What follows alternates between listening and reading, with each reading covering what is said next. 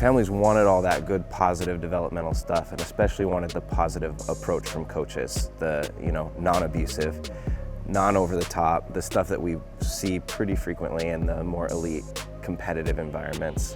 And that was never my personality, so that was something that I kind of naturally brought to the teams that I worked with. And just after enough years of hearing this, and even some parents advocating, why don't you start your own club and that kind of thing, sort of the day came where we had to break away from those rec leagues and build something of our own. And I think the niche had sort of built itself, and we found that our first season was back in the fall of 2012. We had 40-some players, a couple of girls teams and a boys team.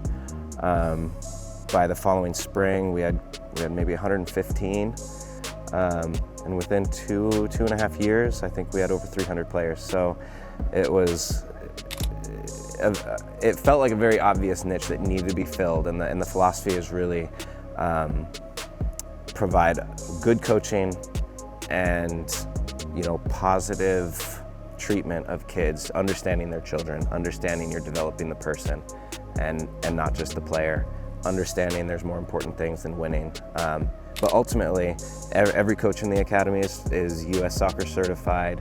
We did, actually in this room, we hosted a futsal course last spring. We brought the instructors down from Portland. We got 10 of our coaches futsal diplomas. We sent coaches up to goalkeeper licenses through US Soccer Coaches, United Soccer Coaches back in the summer. So we aggressively pursue getting our coaches their own education, their own improvement, putting them on a path, working with me directly, trying to build like a long-term plan for their development. And so for me, that our organization is special because we really toe that line between a philosophy of everybody plays and community-oriented, not so preoccupied with winning state cups and the elite levels of performance, but at the same time super invested in elite levels of development of our approach to teaching kids.